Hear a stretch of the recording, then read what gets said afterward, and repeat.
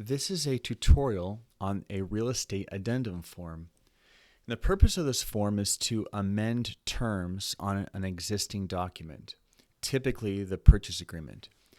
Up top, you'll see a number section, and that's because as you go through the course of a transaction, you may need to do multiple addendums. And each one you do, you add a number. So the first addendum, you do number 1, and if later you have to do another addendum, that's addendum number 2. And if later you need to add something else to a transaction, that's addendum number 3. So here, since we're doing an addendum number 1, we'll just put a 1 in there. We'll put the property address. Then we'll put the form that we're amending with this addendum. And we're putting residential purchase agreement because that's typically the form that you're amending when you create an addendum. You're just adding on terms or clarification or modifying terms to that original document.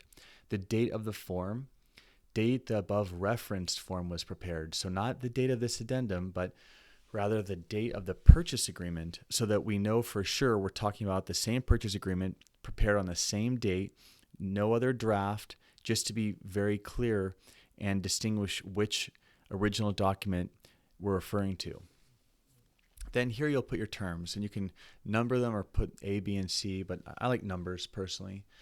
And I just put one item here, seller to credit buyer $5,000 toward closing costs. And you can put all sorts of items on an addendum. You can do a number 2, and you can do an escrow period to be 45 days, or an extension, or water fountain and backyard to convey to buyer. Whatever the terms that you want to incorporate into the transaction, you'll use with an addendum. It's very handy, and you have all this blank space where you can just write plenty of items.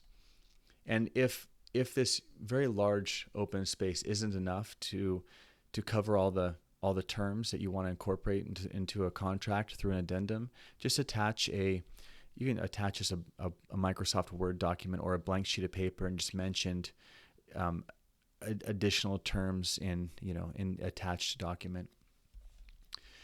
Then of course the seller will sign, the buyer will sign, and that's it. It's executed at that point. It's a very simple form, and it's meant to amend or add terms to an existing document in a transaction. You can find this for free at openhomesale.com on our real estate forms page. Thanks for listening.